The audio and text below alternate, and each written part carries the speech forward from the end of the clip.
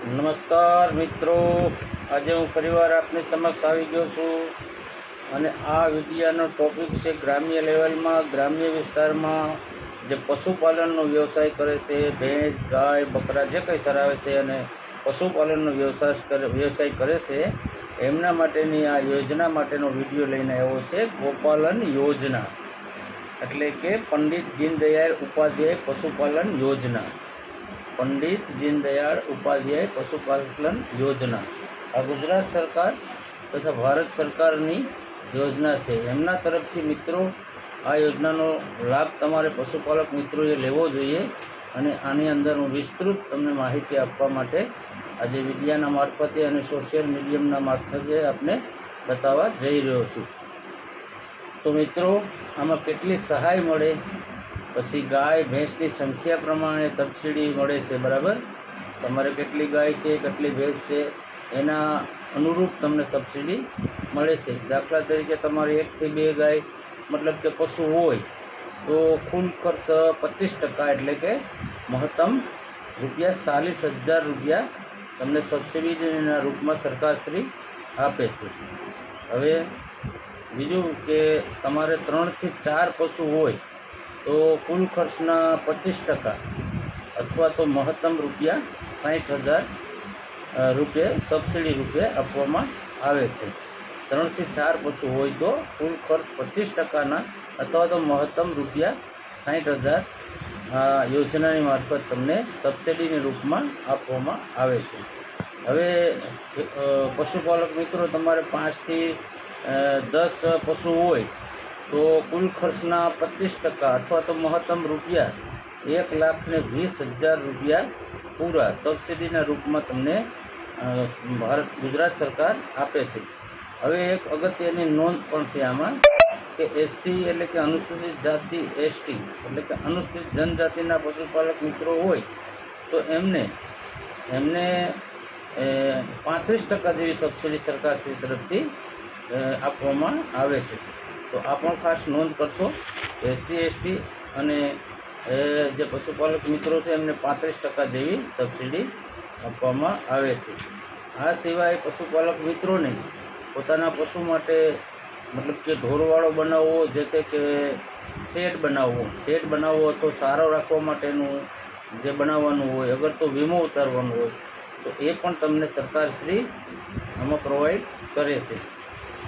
હવે મિત્રો, આમાં પાત્રતા શું છે, મતલબ કે આમાં કોણ લોકો આમાં ફોર્મ ભરી શકે અને કોને આ સહાય મળી શકે, મતલબ કે પાત્રતા આની શું છે. તો પાત્રતામાં જોઈએ તો મિત્રો, પહેલાં તો શું છે કે તમે ગુજરાત રાજ્યના સ્થાનિક રહેવાસી હોવા જરૂરી છે. ગુજરાત રાજ્યના સ્થાનિક હોવા જરૂરી છે અને તમારે પોતાની ખુદની જમીન હોવી જરૂરી છે અથવા તો ભાડાની જમીન હોવી જરૂરી છે.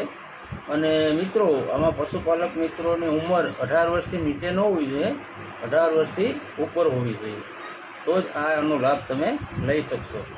હવે અનુભવની વાત કરીએ તો પશુપાલક મિત્રોને તો અનુભવ હોય જ છે. પશુપાલન કઈ રીતે રાખવું, કઈ રીતે નહીં રાખવું, કઈ રીતે એનું માવજત કરવી, તો એમનો એક અનુભવ પણ હોવો જરૂરી છે. બીજું કે મિત્રો, પશુપાલક મિત્રોને ખાસ મારે જણાવવાનું કે ડોક્યુમેન્ટમાં તમારે પ્રથમ તો તમારું આધાર કાર્ડ હોવું જરૂરી છે અને આધાર કાર્ડ વગર કોઈ વસ્તુ થતી નથી. અને બીજું કે તમારે પોતાની જાતિ કઈ છે એટલે કે જાતિનો દાખલો, જાતિનું પ્રમાણપત્ર હોવું પણ જરૂરી છે. અને આવકનો દાખલો એટલે કે આવકનું પ્રમાણપત્ર પણ જરૂરી છે. હવે આવકનું પ્રમાણપત્ર તથા જાતિનો દાખલો તમને તમારા જ ગ્રામ્ય પંચાયતની અંદર તલાટી કમ મંત્રી શ્રીને કહેશો એટલે જાતિનો દાખલો ત્યાંથી નીકળી જશે અને આવકનો દાખલો નીકળી જશે. અગર તો તમે તમારો તાલુકો હોય ત્યાં તાલુકા પંચાયત કચેરીમાં જવાનું, તો તાલુકા પંચાયત કચેરીમાંથી પણ આવકનું પ્રમાણપત્ર પણ મળી જશે અને જાતિનું પ્રમાણપત્ર પણ મળી જશે, બરાબર. ત્રીજું કે તમારા જમીનનો 7/8A ઉતારો પણ હોવો જરૂરી છે. એ તો થઈ ગયું આવકનો દાખલો, જાતિનો દાખલો અને 7/8A એમનો ઉતારો, એ પણ જરૂરી છે. અને બીજું કે બેંકની પાસબુક એટલે કે તમારું બેંકમાં ખાતું હોવું જરૂરી છે, બેંકની પાસબુક હોવું જોઈએ છે, બરાબર. બાકી તમારા 1 થી 2 ફોટા હોવો જોઈએ અને પશુપાલક મિત્રો તમારે જે લોન લેવી છે એનો પ્રોજેક્ટ રિપોર્ટ હોવો જોઈએ. પ્રોજેક્ટ રિપોર્ટ ના હોય તો તમારે એમનું પશુનું કોટેશન કઢાવવું પડે, એટલે કોટેશન હોવું પણ જરૂર છે. તો હવે મિત્રો તમને પશુપાલક મિત્રોને હું ખાસ આ વિડીયો એમના માટે જ બનાવું છું, તો ખાસ ધ્યાન આપજો અને આ વિડીયો ઉપર બરાબર ધ્યાન આપજો, જેથી કરીને તમે લાભ લઈ શકશો. તો હવે આ ફોર્મ કમ્પ્લીટ કરી લીધા પછી, તમે ડોક્યુમેન્ટ ભેગા કરી લીધા પછી પ્રશ્ન એવો થાય કે હવે આ ફોર્મ ભરીને કોને દેવું? તો ફોર્મ ભરીને તમારે સીધું જ ઓફલાઈનમાં, એટલે કે ઓનલાઈન ન ભરવું હોય તો તમારે સીધું ઓફલાઈન ભરવાનું. તો તમારે જિલ્લા પશુપાલન અધિકારીશ્રીની કચેરી, જિલ્લા પશુપાલન અધિકારીશ્રીની કચેરી, ત્યાં જઈને પણ રૂબરૂ આપી શકો છો. તમારો જે જિલ્લો આવતો હોય, દાખલા તરીકે કોઈ પણ જુનાગઢ આવતું તો જુનાગઢ જિલ્લાના પશુપાલન અધિકારીની કચેરી આપવાનું, ગીર સોમનાથ આવતું હોય તો ગીર સોમનાથ જિલ્લા પશુપાલનની અધિકારીની કચેરી આ ફોર્મ આપી દેવાનું રહેશે. અને બીજું કે તમારે ઓનલાઈન ફોર્મ ભરવું હોય તો ઓનલાઈન ફોર્મ પર ભરાઈ જાય છે. તમારા મોબાઈલની અંદર ગૂગલ સર્ચ કરવાનો, એમાં આઈ ખેડૂત ગુજરાત ગવર્મેન્ટ ઇન કરવાનું અને એમાં સર્ચ કરશો એટલે આખી વેબસાઇટ ખુલશે.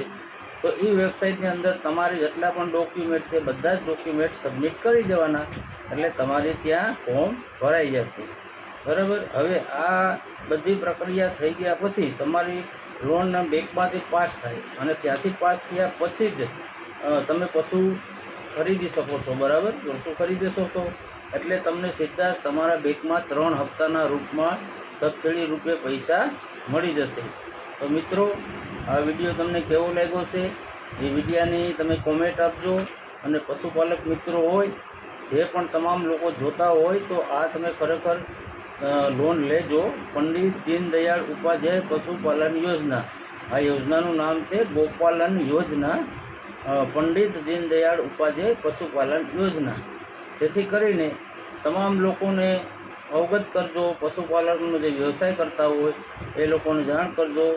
અને જે લોકો શિક્ષિત છે એ લોકો ખરેખર પશુપાલકને મદદ આમ ન થઈ શકે, પણ આમ સરકારની સહાય મારફત એ લોકોને આપણે જાણકારી આપીએ તો એમના પશુ માટે એને સહાય મળી શકે અને સબસિડીનો લાભ તો તે લઈ શકે. તો મિત્રો ધ્યાનપૂર્વક તમે વિડીયો મારો નિહાળ્યો હશે, મને ખાતરી છે. અને મને કોમેન્ટમાં પણ લખજો. અને વિશેષ તો વધારેમાં વધારે હું વિડીયો આપ લોકો માટે લેતા આવું. આપ પશુપાલક મિત્રો હોય, ખેડૂત મિત્રો હોય, વિદ્યાર્થી મિત્રો હોય કે કોઈ પણ મતલબ પ્રજા હોય, એમના માટે હું સારા વિડીયો કાયમ માટે લેતા આવીશ.